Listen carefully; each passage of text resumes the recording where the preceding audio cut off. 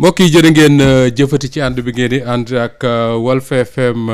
di ñu teewlu ci jamono ji xam ngeen ne saa yu ñu arrêté programme Walfadjri ci waxtu wi dafa am ay xibaar yoo xam ne faw ñu koy jéem di partager ak yéen léegi nii la ñuy wax ne assemblée nationale bu Sénégal dañ ko convoqué woon réunion tey ji mu mel ne décision yañ ca jël am na ci bu ci am solo Issa boo xam ne jar na waxtaane mu di dàquk Aminata Touré ci assemblée nationale moom mi nga xam ne député la woon fare woon ci la mouvance présidentielle ba mu ca noppee sax mu daal di génn nekk député non inscrite waaye nag tey jii lañ ñu xamal ne dàq nañ ko ci assemblée nationale ginnaaw nag faw ñu jëli ñoo xam ne ñoom ci assemblée nationale lañ bokk mu di nekk vice président ci assemblée nationale Abdou Mbow ñoo ngi lay nuyu. Je suis président de la commission des lois et non vice-président. Voilà, président de la commission des lois à l'Assemblée nationale du Sénégal Abdou Mbow ñoo ngi lay nuyu. waaw ñu ngi lay fay. ana lan lañ mën a jàpp ci mbir moomu la xew ci assemblée nationale d'abord ndax da ngeen koy dëggal que ni dàq nañ ko. waaw li ñuy jàpp rek mooy xam nga constitution Sénégal dafa wax ne bu fekkee ne da nga démissionné ci sa parti da ngay perte sa mandat bu député. loolu gis nañ ko am na fi ci ñoom Mbaye Ndiaye amoon na fi ak ñoom Moustapha Cissé Lo amoon na fi ci Issa Sall. amoon na fi ci ay yu bëri yoo xam ne am na fi maintenant Aminata Touré comme moom coalition Benno Bokk Yaakaar la bokkoon nekk Alliance pour la République parti bi nga xam ne fi la bokkoon muy Alliance pour la République moo bind assemblée nationale parce que loolu mooy procédure bi pour wax ne Aminata Touré démissionné na ci Alliance pour la République donc dañuy wax ne constitution bi nga xamante ne mooy charte ndey réew mi ñu jël ko transféré ko ci loi organique bi nga xam ne mooy règlement intérieur assemblée nationale ñuy laaj ñu dëggal ko loolu nag su amee procédure bi mooy bureau bi moom mooy réunir daal di xool waxtaan xool la nga xamante ni mooy requêtu parti bi bu ko examiner ñu wax ne lii kat war na am wala warul am assemblée nationale nag ci bureau bi nga xam ne moom mooy décider ñu waxtaan ba pare mu am vote ci seen biir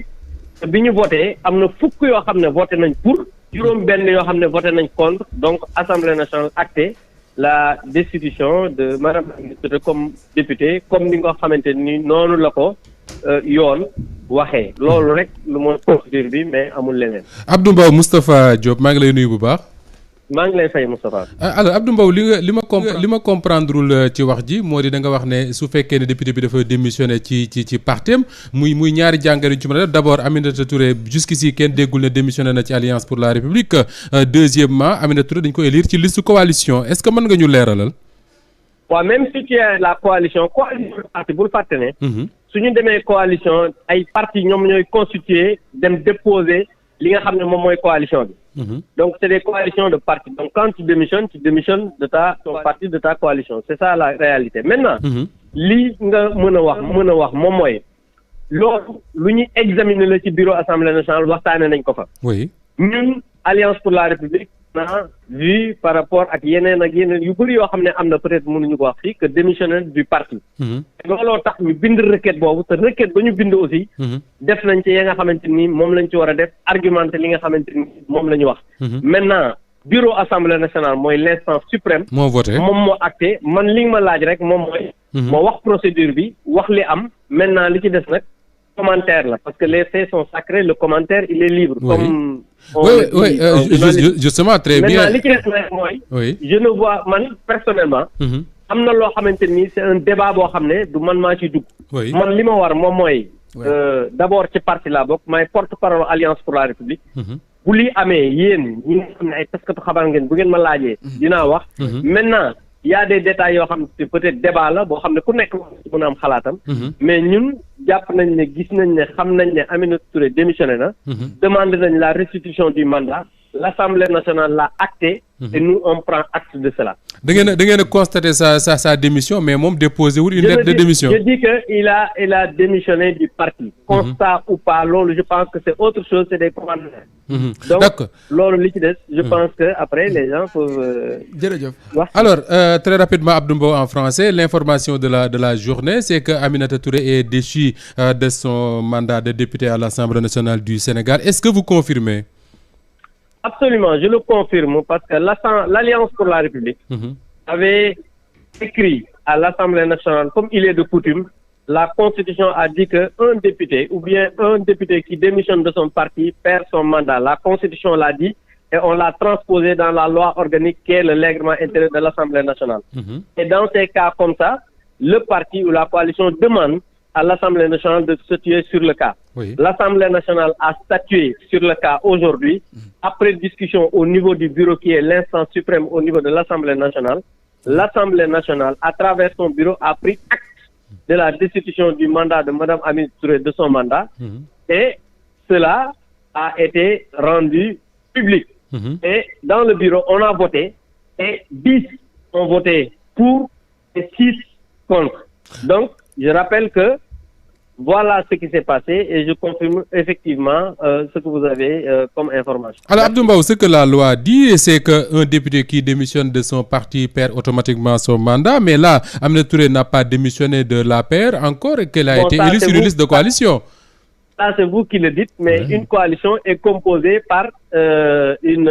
des partis. Donc cela, moi je pense qu'il y a énormément de jurisprudence qu'on peut citer. On peut même citer la jurisprudence Moustapha Ndiaye, il y a Issa Sall, donc il y a pas mal de personnes qui ont eu quand même à démissionner de leur parti et perdre leur mandat au niveau de l'Assemblée nationale. Donc nous, ce que nous avons fait, nous n'avons fait que appliquer la loi et voilà un peu ce que je peux vous dire par rapport à cela. Abdou Mbow, Walf FM vous remercie. Merci beaucoup, je vous remercie. jërëjëf mu di Abdou Mbow nekk président commission des lois ci Assemblée nationale kon moom bu ci waxee rek bokk na ci ñi nga xam ne war nañ ci àddu mu di ku nga xam ne ci coalition bi mu bokk moo di la coalition Benno Bokk Yaakaar loolu la nag nekk loo xam ne moom la ñu nemmeeku ni ki sànq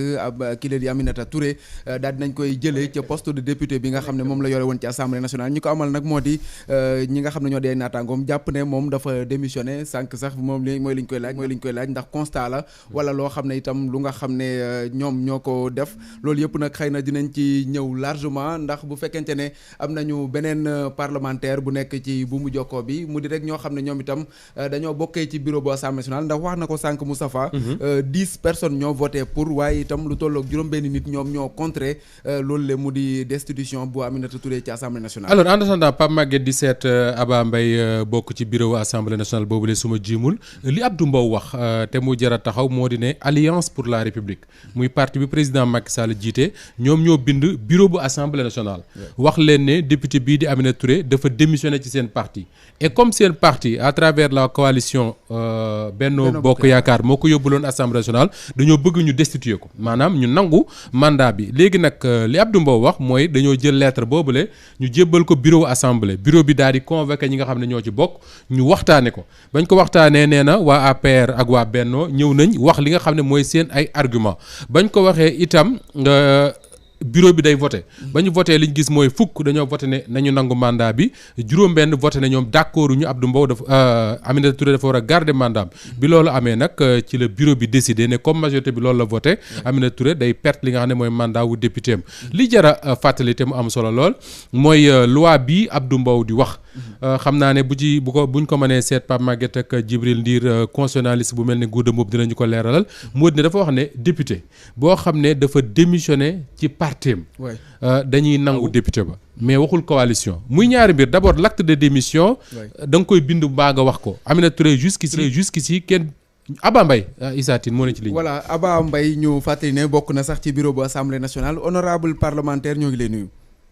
maa ngi leen di fay Issa. Aminata Touré ñu daal di koy dàq ca poste ba mu yoroon ci Assemblée nationale 10 personnes voté pour 6 contre yow nga bokk ci ñi nga xam ne bokk nañ ci bureau bu Assemblée nationale lan nga ñu mën a wax ci mbir moomu la nga xam ne moo fa xew tey jii ci talaata ji. waaw Issa daje bi nekkoon na lu ñuy xaar ndax jamono ji may wax ak yéen am nañ lu ëpp juróom-benn wala juróom-ñaar fukki textes yi nekk ci kaw table assemblée bi ci mujj mooy question d'actualité bi ñu déposé woon. lu jëmale ko ci wàllu rapport Covid-19 bi mën naa ne tey am na benn député bu déposé 7 questions écrites Assemblée nationale donc ñoo xaar président convoqué ñu pour ñu wax ci wàllu agenda assemblée bi démb ñu daal di jot convocation mais ci convocation bi liñ ci bind mooy information biñ ñëwee tey ci réunion bi président li nañu benn thème moo nekk à l'ordre du jour mooy dañu war a constater ne madame Mimi Touré dafa war a ñàkk ci député parce que parti ba mu bokk muy APR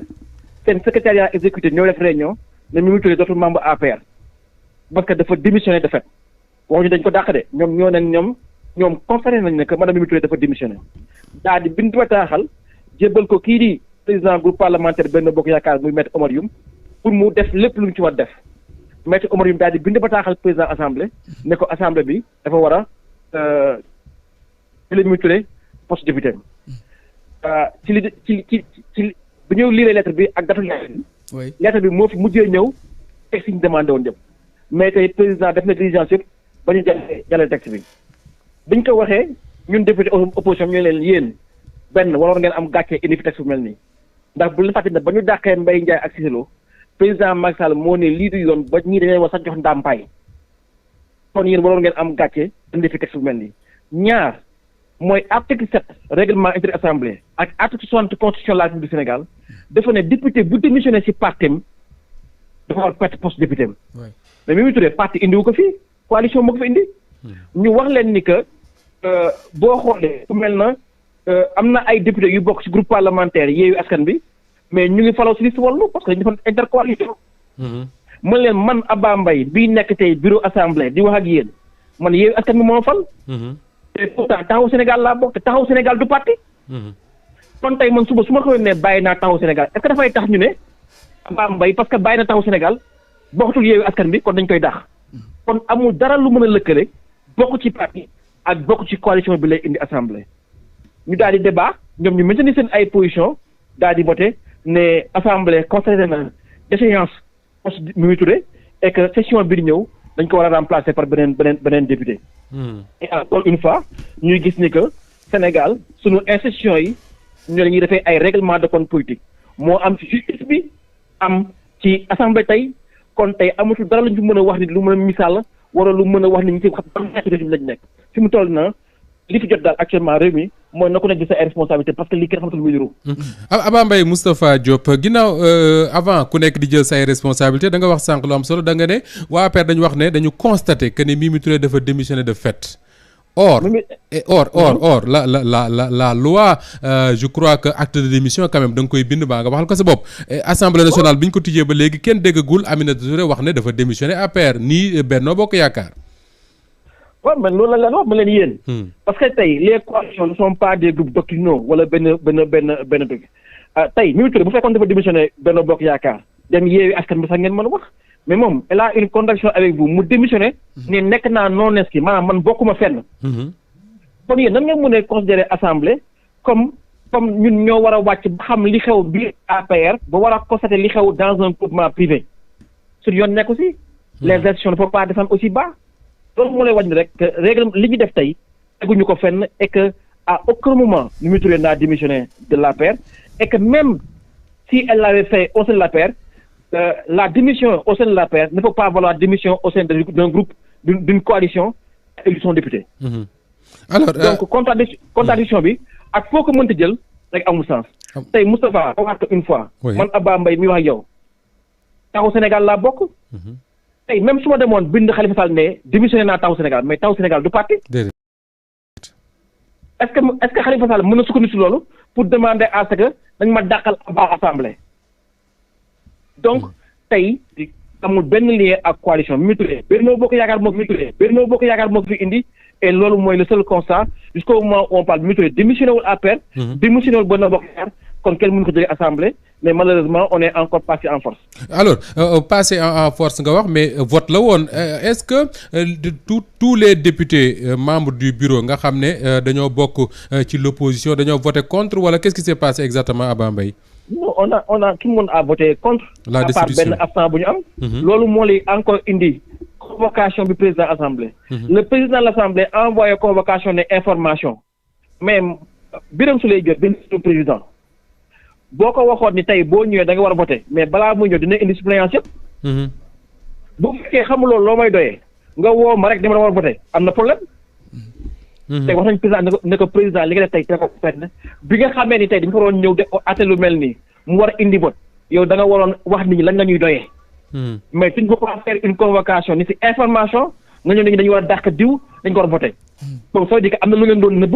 moom ngeen ñëw def appliquer ko parce que yéen xamoon li ngeen bëgg a def d'ailleurs la preuve Omar Youm bi ñu ko nee Omar Youm yow mais yéen bi ngeen di dàq Issa Sall dañ ko dàq en fonction du li mu bokkoon pur mu ne waaw génnee texte bi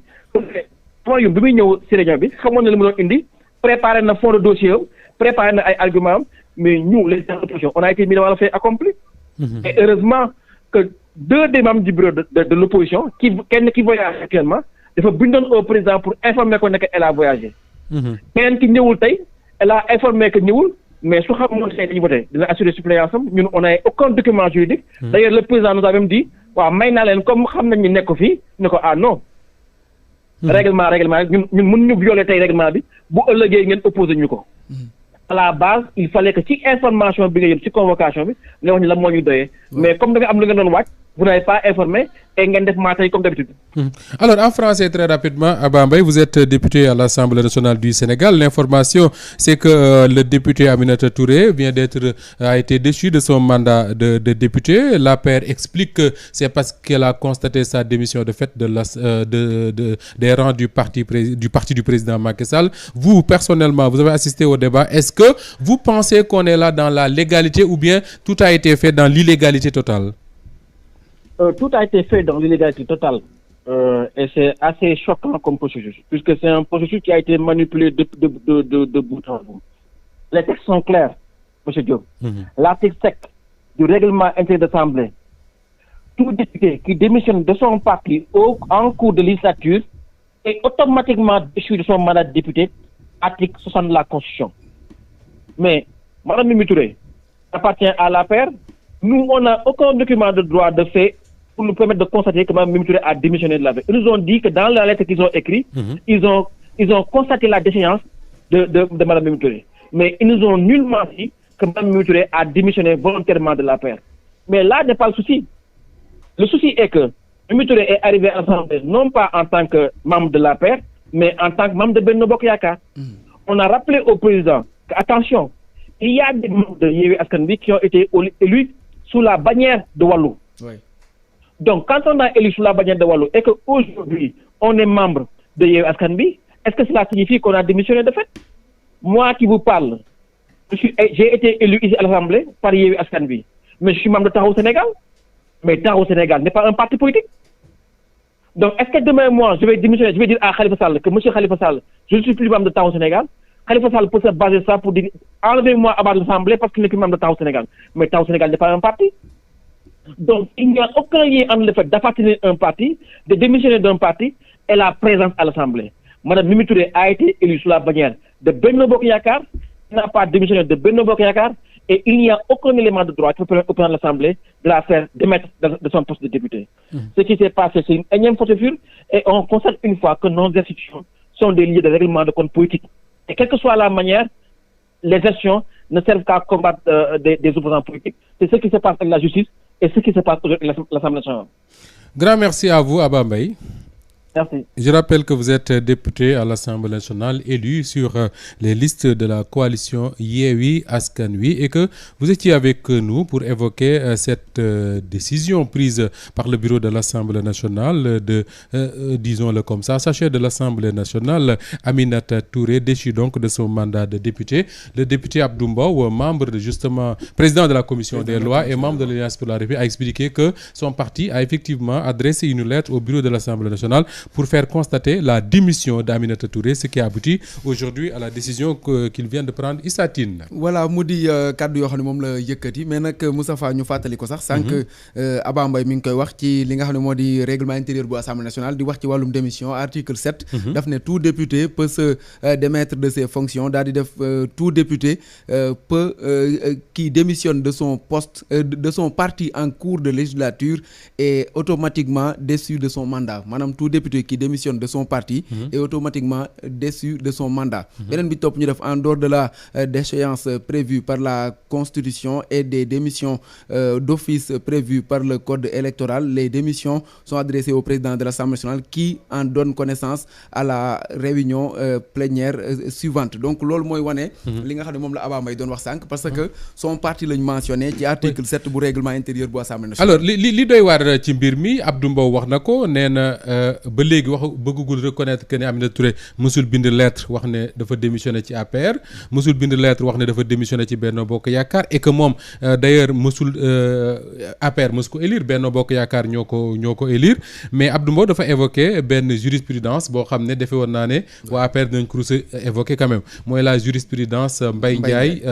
Moustapha Cissé Lo pourquoi parce que ñooñu bi ñu décidé ne dañuy ànd dem jàppale ji président Macky Sall boobu Macky Sall mi ngi nekk ci ay jafe-jafe ci assemblée nationale bi nga xam ne moom moo ko jiite woon jamono joojule waa PDS pour dàq leen ci assemblée bi dañ ne comme ñoom bokkatuñu ak waa PDS gis-gis PDS dafay constater ne dañoo démissionné à l'époque da nga doon dégg ñoom Mbaye Ndiaye ñoom Moustapha Cissé Lo ak ñoom Abdou Mbow ñi ànd ak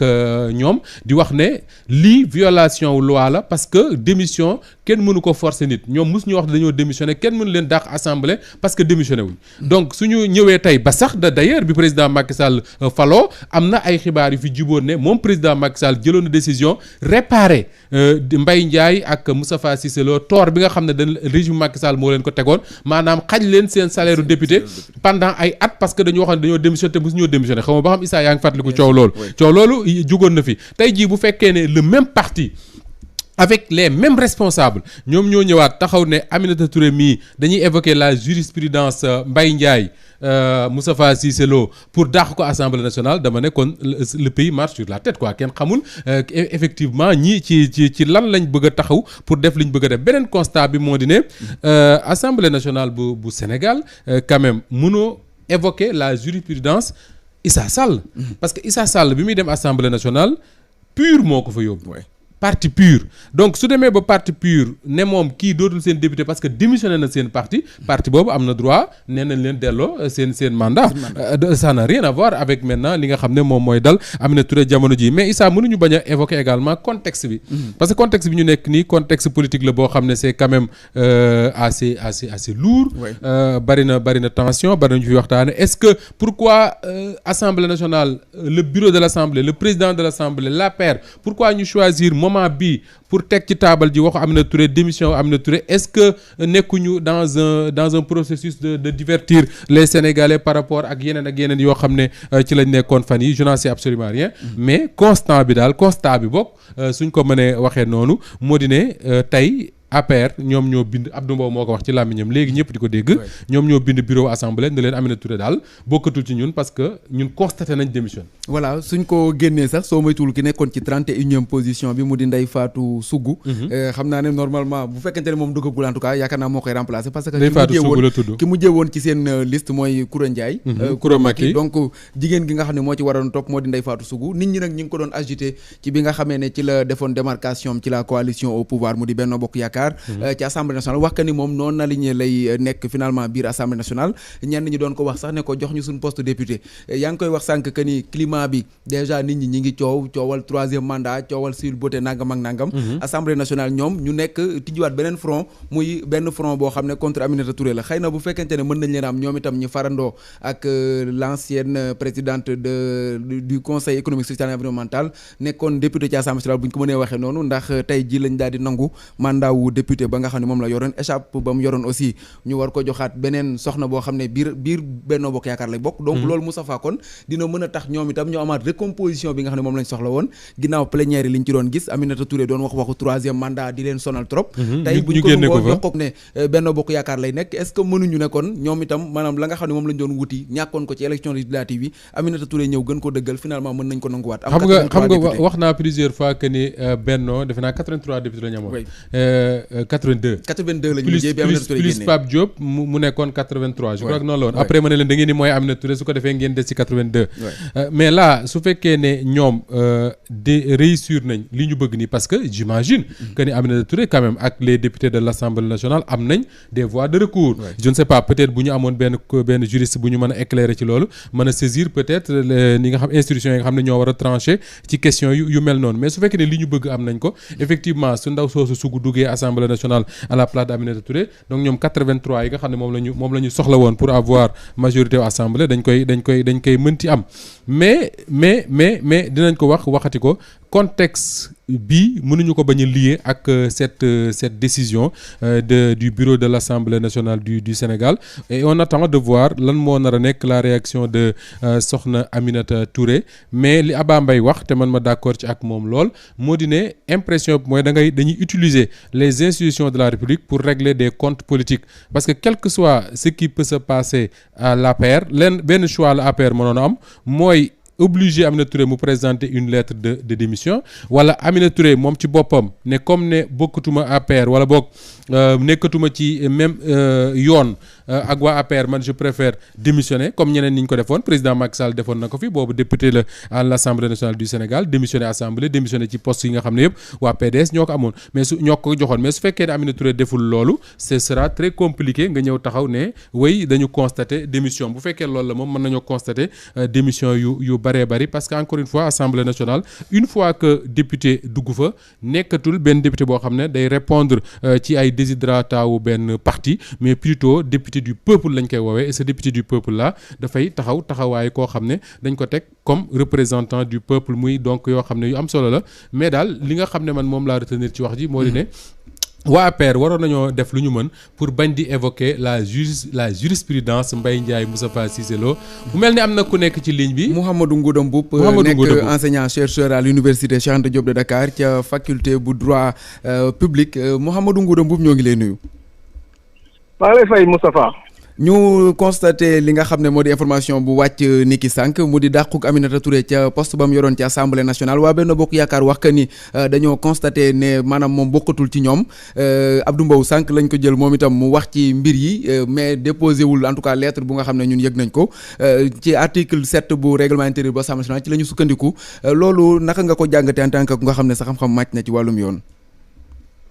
waaw bala ngeen a dem ci article 7 bu règlement intérieur da ngeen di dem ci article 60 bu constitution ba pare. Moustapha.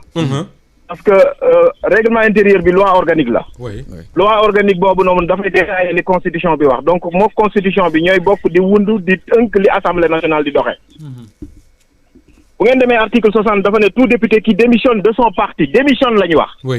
la démission qui démissionne de son parti ba pare ni la en cours de législature. Est automatiquement déchu de son mandat. Il est remplacé dans les conditions déterminées par une loi organique. Bu ngeen demee ci article 7 bi la même chose lañ fa reconduire. Qu'est-ce que cela signifie? Cela signifie que madame Aminata Touré n'a pas démissionné et que ñi yor nguur gi li ñuy def dañuy caaxaan li ñuy def mooy dawaluñu yoon dawaluñu justice lii xewoon na Togo l'affaire des 9 députés togolais. bi ñu demee ñoom sax dañoo bindoon lettre mais avant ñu leen di fal la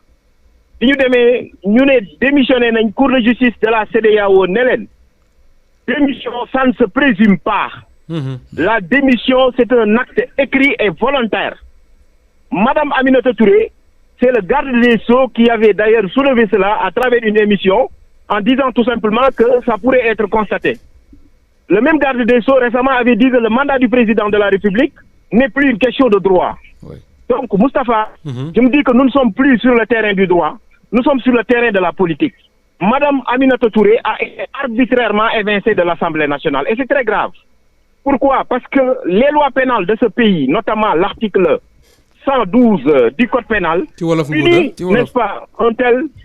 une telle forfaiture. Li ma bëgg a wax mooy li ñu def nii.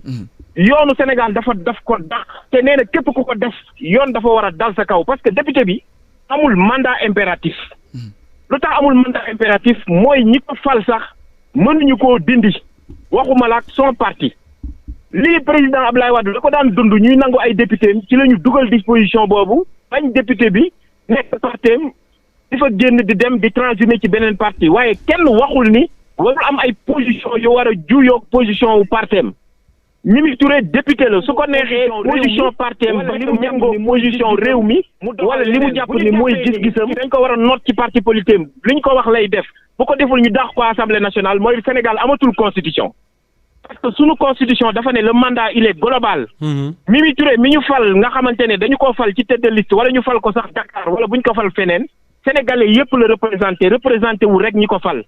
ki nga xam ne dañ ko fal Fongolemi représenté wul Fongolemi ñi ko fal ñëpp la représenté ñu ne la le mandat est libre il est libre parce que kenn mënu la tere nga wax sa sañ-sañ parce que député dañ ko muur balaa ni kirlaay ñu ne la le mandat est en principe irrévocable mooy lan maanaam tant que amul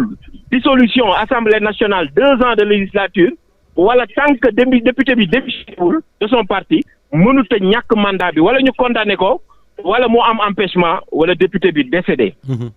tant que loolu amul député bi mënuñoo foqarti lii dañoo foqarti mandat Aminata Touré madame Aminata Touré dañ koo jaay doole foqarti mandat am et c'est vraiment regrettable ak li xew ci réew mi. day wane ni rek bërki démb maa ngi koy wax te dinañ ko wax li Ousmane Sonko doon wax te réew mi amul yoon amul justice te jaay doole moo fi am que nit ñi dañuy jël constitution bu Sénégal di ko caxat-caxatee te constitution boobu noonu ci la président Macky Sall toogoon démb tey di wax pour rentrée solennelle des cours et tribunaux magistrats yëpp mën a ñëw taxaw di ko jox les honneurs. am na loo xamante ne bu ñu fa yeggee il faut que sénégalais yi taxaw waxante dëgg man nekkuma dans le juridisme nekkuma tuluma dans le politiquement correct. nekkuma dans le juridisme nekkuma tuluma dans le politiquement correct. ñu waxante dëgg lu ni fàng kenn du ko jeex d'autant plus que ñoom amoon nañ ay député yoo xamante ni bañ leen defee ba ñu ñëwee ñoom dañ leen jox ndàmpaay. d'accord xamoon nañ ni lañ leen defoon doonul dëgg. constitution bu Sénégal nañ ko respecté. justement juste par sa constitution. Ngouda bu ñu mënul respecté constitution am ça veut dire que leneen la ñuy dund way Ngouda justement yaa ngi wax député yooyu ñoom ñi ngi évoqué jurisprudence su Mbaye Ndiaye ak Moustapha Cissé Lo ñuy fàttali ne bi Macky Sall falo dafa réparé lu mu jàppoon ne injustice bu leen nguuru Ablaye Wade tegoon la. mais Moustapha mooy wala wax ni ñi dañuy fontoon réew mi dañuy fontoon nit ñi parce que am na loo xam ni sax fontoo sénégalais yi la. parce que yow nit bu ñu la tegee noot ci noot googu ñu mootoon Mbaye Ndiaye ak Moustapha Cissé Lo am na ñu mu metti woon ba ñu dem jàppale Macky Sall le président Macky Sall ci noot googu ñu nootoon le président Macky Sall am na ñu ko farle woon ba ñu dem ñu fal ko wax kasaw la loolu dama ne li ñuy wax nii du droit mbirum jaay doole la ak une stratégie de conservation du pouvoir loolu kese la parce que madame Mimi Touré am na droit mais pourquoi président Macky Sall tey ñi wax ni yëpp nii képp ku wax ni 3e candidature amu ci droit ñu dàq la te yéen mën ngeen a comprendre loolu alors que la même personne mi nga naan sénégalais yi du ma wax nii wii du ma wax nii woo fu mu dem feneen fu mu dem day wax ni question bi réglé nañ ko. d'accord alors que képp ku wax ci réew mi lu dul loo xamante ni loolu d'accord ci ñu dàq la man mii bu ma mënoon dàq université dàq nañ ma. mais parce que man université. un universitaire. président de la république mënu ko dàq. mais xam naa ne suñu ma mënoon dàq sax man dàq ma. d'accord alors Ngouda Mboup est-ce que Aminata Touré am na voix bu mu mën a def pour contester li nga xam ne moom lañ ko nar a teg. waaw mooy li xew bërki démb bu leen fàtte ni bërki démb boo Ndiaye Aminata Touré bind na conseil constitutionnel moo Guy Marius Sagna conseil constitutionnel def une interprétation restrictive de ses compétences te loolu c'est sans précédent parce que question d'actualité yi député yi daawuñu ko sax jëfandikoo mais pour une grande première assemblée nationale ni mu tëddee ak ni mu taxawee nga xamante ni député yi kat ñi ngi wane ni kat beneen taxawaay bu bees am na ci conseil constitutionnel moom ma nga taxawoon fa mu taxaw ba tey mel ni amul lu am ci réew mi donc Aminata Touré mën na saisir conseil constitutionnel mais conseil constitutionnel soo ko saisiree danaan man benn député waruma saisir président assemblée nationale moo mën a saisir wala premier ministre wala président de la république wala 17 députés te bu ñu may saisir aussi il faut que mu doon une question de loi maanaam loi bu ñu voté donc gis ngeen keroog moo tax mu ni requête bi c'est irrecevable vraiment c'est dommage lii tubaab yi sax nga xam ni dañoo tibbe ci ñoom lu bëri 1964 le doyen lui favoreux mu ngi ko doon xeex loolu la ñuy tuddee déni de justice ay madame Aminata Touré fenn rek la mën a jublu muy cour de justice de la CEDEAO te bu fa demee am dëgg ci ñoom. d'accord mais suñu justice bi doxul li moo la koy wan bu demee conseil constitutionnel du am dëgg. parce que conseil constitutionnel doxalul yoon bu demee aussi ci yeneen juridictions yi les juridictions sont incompétentes. donc nga xam ni cour de justice de la CEDEAO boobu nga xam ne sax moom la ñu am ñun Afrique di ko ndax ñoom ñu ngi koy xarab gis nañ garde des sceaux li mu fi génn wax cour de justice de la CEDEAO ndax rek sénégalais yi saa yu ñu yóbbu état du Sénégal foofu ñu ne ñu état du Sénégal jaarul yoon. jërëjëf. Très rapidement, professeur, peut-être en français en une minute, Aminata Touré déchu de son mandat de député parce que l'APR a écrit au bureau de l'Assemblée nationale pour faire constater sa démission. Est-ce qu'elle a aujourd'hui des voies de recours pour contester cette décision du bureau de l'Assemblée? Oui, d'abord c'est pour donc dire que cette décision elle est illégale, elle n'est pas conforme à la Constitution, ni conforme au règlement intérieur. En réalité, c'est une forfaiture. Parce que le député est tellement protégé, le mandat n'appartient pas à Madame Aminata Touré. Ça appartient au peuple sénégalais. Le mandat lui a été conféré à la suite d'élections. Et de ce fait, il y a des conditions pour déchoir un député de son mandat. Les conditions sont précisées par l'article 60 de la Constitution. il faut démissionner de son parti en cours de législature. Et la démission ne se présume pas. C'est un acte volontaire, dûment écrit et signé par le concerné. À ce que je sache, Mme Aminata Touré n'a jamais dit qu'elle démissionnait. Mais regardez, Moustapha, oui. Mais la Constitution et le règlement intérieur vous permettent de sortir même de votre parti et d'être non inscrit. Mais Mme Aminata Touré, elle peut être non inscrite. Et d'ailleurs, c'est là où le bas blesse aujourd'hui. C'est-à-dire qu'il n'y a aucun argument juridique qui tienne, qui puisse donc permettre d'accepter une telle fermeture par rapport, n'est-ce pas, à Aminata Touré. Une saisine du Conseil constitutionnel? Et une saisine du Conseil constitutionnel ne pourrait pas prospérer dans la mesure où le Conseil constitutionnel nous a habitués à tout simplement, en réalité, des décisions d'incompétence ou d'irrecevabilité. Le Conseil constitutionnel, donc, est là pour interpréter ses compétences de façon restrictive. Récemment, Mme Aminata Touré, en l'occurrence, et Guy Marius Sagna avait saisi le président de l'Assemblée nationale pour demander à ce que le gouvernement vienne pour s'expliquer sur le rapport Covid-19 de la Cour des comptes. Les questions d'actualité, d'habitude, n'étaient jamais utilisées, articles 92 et 94 du règlement intérieur. Mais malheureusement, le gouvernement a refusé. Et quand le gouvernement a refusé, Mme Aminata Touré et Guy Marius Sagna ont déféré, n'est-ce pas, la situation devant le Conseil constitutionnel pour saisir en arbitrage. Et c'est dans les prérogatives du Conseil constitutionnel lorsqu'il y a conflit. Et le Conseil constitutionnel ne peut ignorer que là, il y avait un conflit négatif. Et il dit tout simplement que voilà, la requête est irrecevable parce que le député Guy Marius Sagna et Aminata Touré ne pouvaient pas le saisir. Il fallait que le président de l'Assemblée nationale le saisisse, ou le Premier ministre, ou bien même le président de la République. Et les cas de conflit concernés ne donc prévoient un tel cas de conflit. Merci voilà beaucoup. où nous en sommes, c'est-à-dire le Conseil constitutionnel. Donc voilà, on sera dans un déni de justice total. Donc le dossier peut atterrir à la CEDEAO.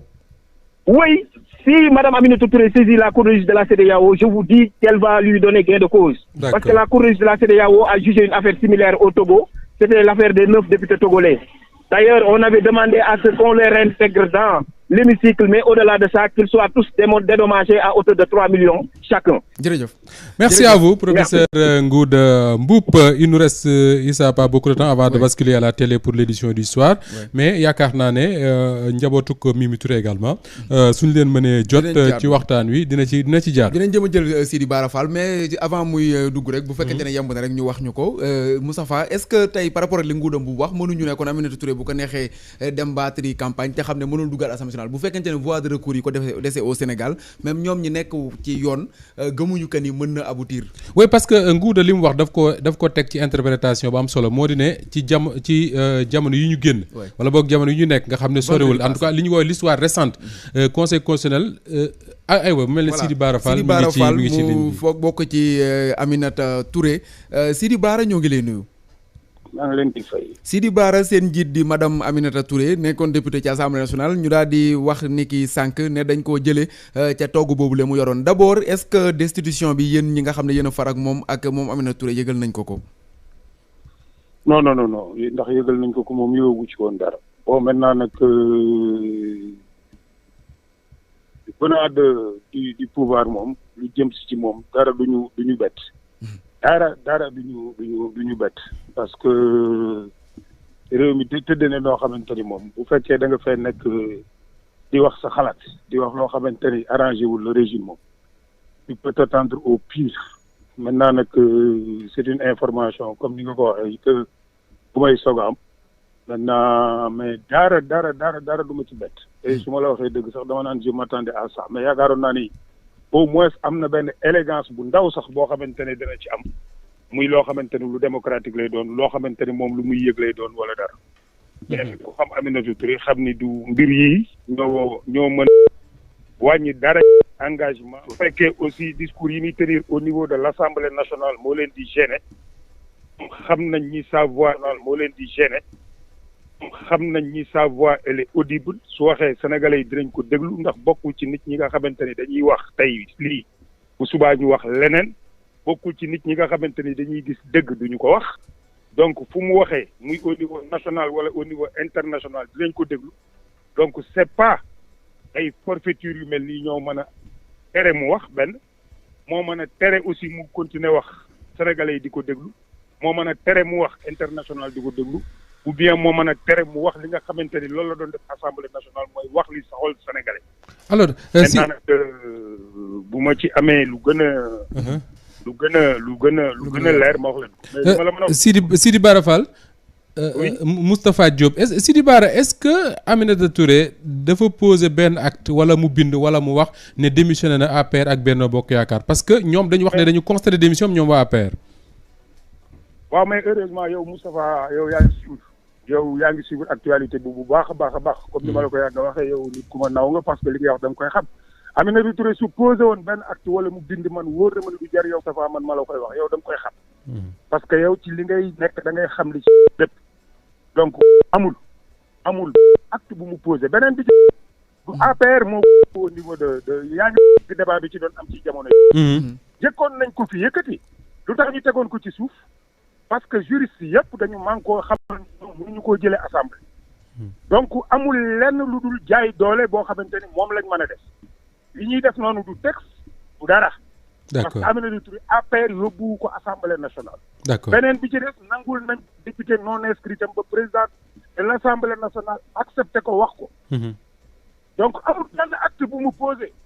lu dul li nga xamante ne mooy réew mi boo ko fi defee léegi tu es en danger. mooy troisième mandat mooy nga jàkkaarloog ñoom di wax waxu troisième mandat. d'accord. alors très rapidement ñu ñëw ci français mais balay boobu rek Issa su fekkee ne mën nañu seetal ñenn ci avocat yi rappeur bii di Mor Talla Gueye Nit Dof parce que li ñuy xamal fi ma toog nii moo di ne placé nañ ko sous mandat de dépôt. voilà notifié nañ ko mandat de dépôt am tey maanaam dañ koy yóbbu kaso lay fanaani tey jii moom Mor Talla Gueye Nit Dof su fekkee ne mën nañ seet kenn ci avocat am bala ñuy yëkkati jotaay bi ñu doon alors Sidi Bara Fall vous êtes encore en ligne très rapidement en français Aminata Touré vient d'être déchu de son mandat de député. Vous êtes un de ses très proches collaborateurs. Quel commentaire en faites-vous? Bon, c'est comme vous, hein, c'est une information que je viens d'avoir par rapport à travers la presse. Aminata Touré elle-même n'a pas été encore informée. Et comme je vous l'ai dit, c'est une décision qui ne me surprend pas. Tous ceux qui vont à l'encontre des projet de ce régime, c'est-à-dire que tous ceux qui parlent en défaveur du troisième mandat, qui s'opposent au troisième mandat, est en risque dans ce pays, est en danger dans ce pays. Mais s'ils font passer cette forfaiture, croyant qu'ils vont à un moment donné, à un moment ou à un autre, refroidir la conviction ou l'ambition de Madame la Présidente Aminata Touré pour ce Sénégal-là, il se trompe. Elle a une voix qui est audible au Sénégal et au niveau international. Les mêmes positions qu'elle défendait au niveau de l'Assemblée nationale, elle continuera à les défendre au niveau national et au niveau international. Maintenant, comme je vous l'ai dit tantôt, elle n'a pas démissionné de l'affaire, elle n'a pas écrit au niveau de l'affaire. Et en plus, ce n'est pas l'affaire qui l'a envoyé au niveau de l'Assemblée nationale. Si vous entendez de cette législature, quand les juristes se sont prononcés par rapport à cette forfaiture-là qu'ils voulaient organiser, ils ont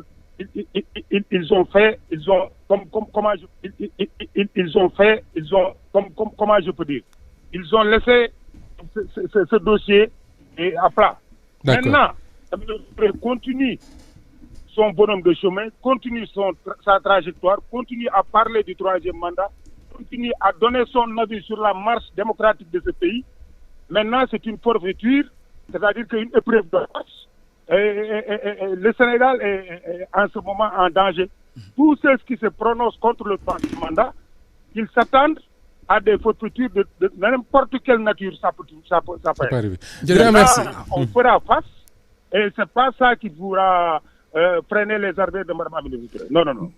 Grand merci à vous, Sidi Bara Fall, un des proches collaborateurs de l'ancienne première ministre Aminata Touré, qui, je le rappelle, vient d'être déchu de son mandat de député de l'Assemblée nationale, tel que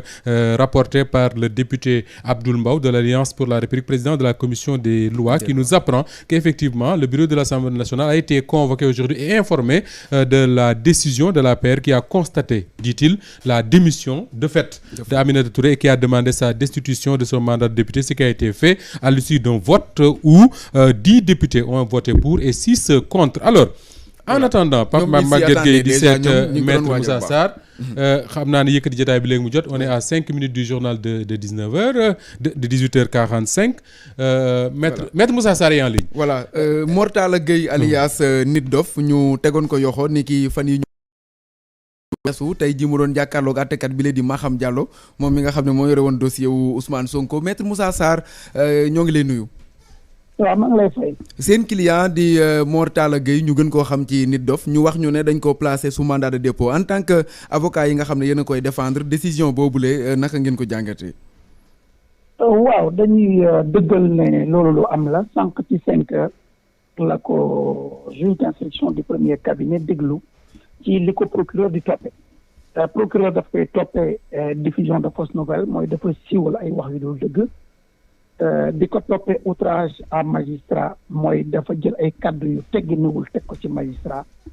di ko toppee également menace de mort aux autorités judiciaires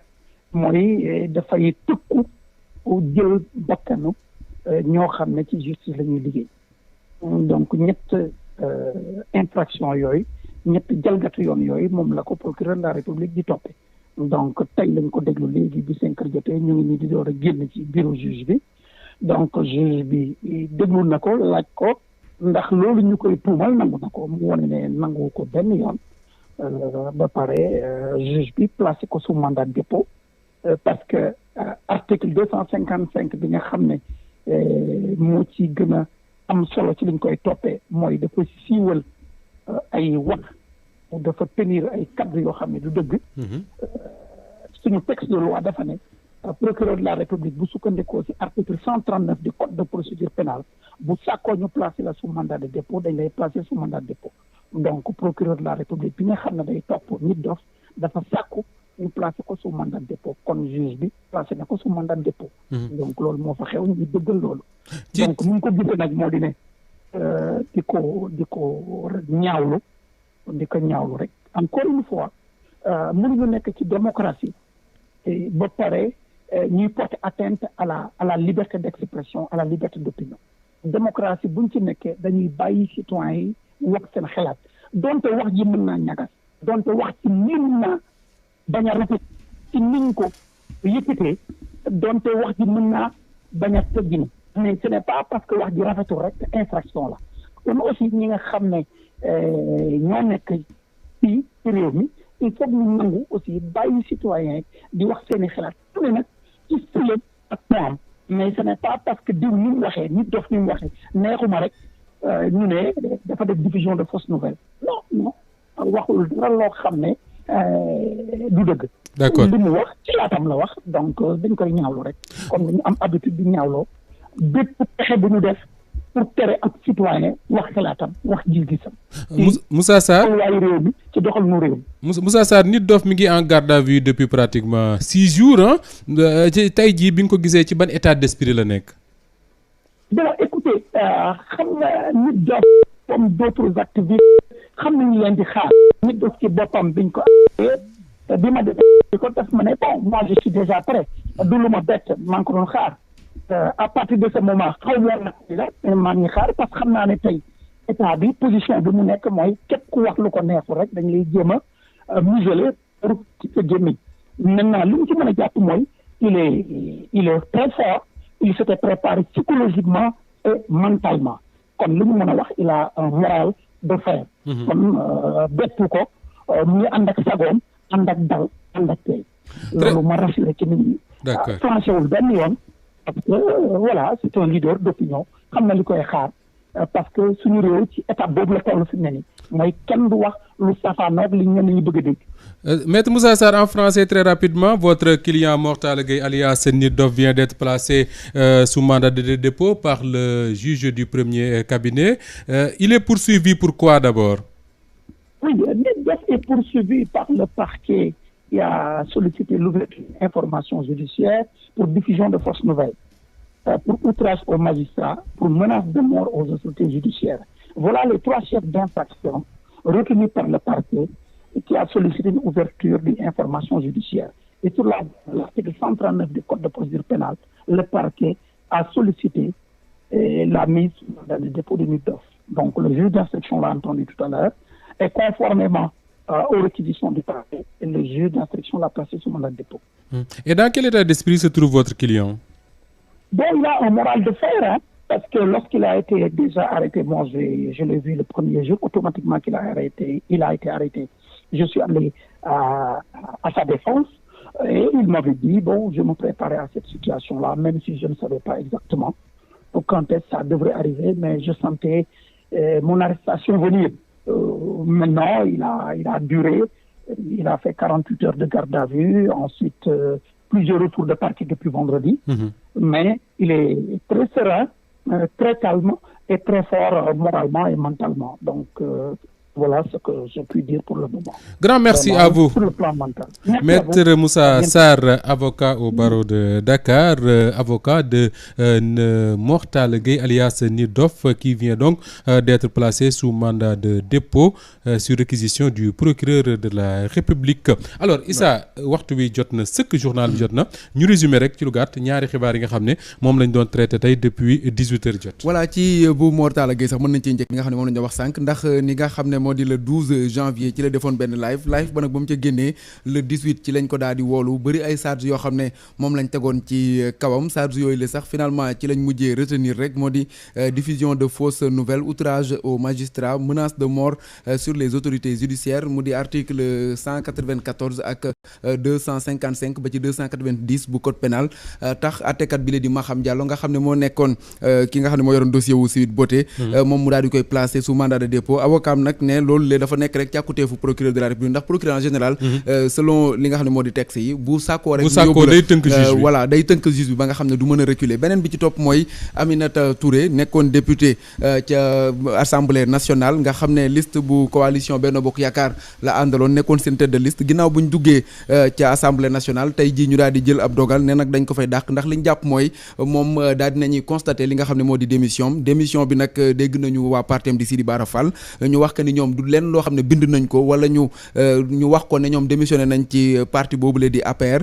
donc nag li nga xam ne moom la loi bi wax rek selon Mouhamadou Ngouda Mboup nga xam ne moom lañ tiim moo di ne député bi mën nañoo nungu ab démission bu fekkente ne daal dinay génn ci parti bi nga xam ne moo ko indi woon ci assemblée nationale donc nag moom waxul ne génn na ci parti bi la di benn ci APR waaye nag dafa daal di demoon nekk non aligné ci assemblée nationale tey kon Moustapha daal dinañu nungu écharpe boobu li nga xam ne moo ko mbuuroon moom Aminata Touré mu annoncé sa candidature pour la présidentielle 2024 ñoom ñu ne lii taxu leen a dellu ginnaaw ndax jàpp nañ ne wàllum troisième mandat moo nekk li nga xam ne moo tax ñu génne ko fa. canta ngërëm ñeel na la Issa Tine di gërëm bu baax moom Djibril Ndiir mi ñu doon gunge ci xarale di gërëm Pape Maguette Gueye ci ndimbalam di gërëm également Alassane mi nga xam ne moo nekkoon ci xarale yu bees ba ngeen ñëw na mën a ànd ak ñun sur la chaîne YouTube de Walfadjri nga xam ne demoon ngeen ba toll ci 9000 personnes yu àndoon ak ñun ñu ngi leen ciy gërëm bu baax a baax maa ngi seen nii Makhtar mu taxaw xam naa pour mbalax mi la en attendant bu ci kanam ak jàmm di ànd ak yéen ci l'édition du soir di continuer di waxtaane mbirum Aminata. À Dakar, votre radio.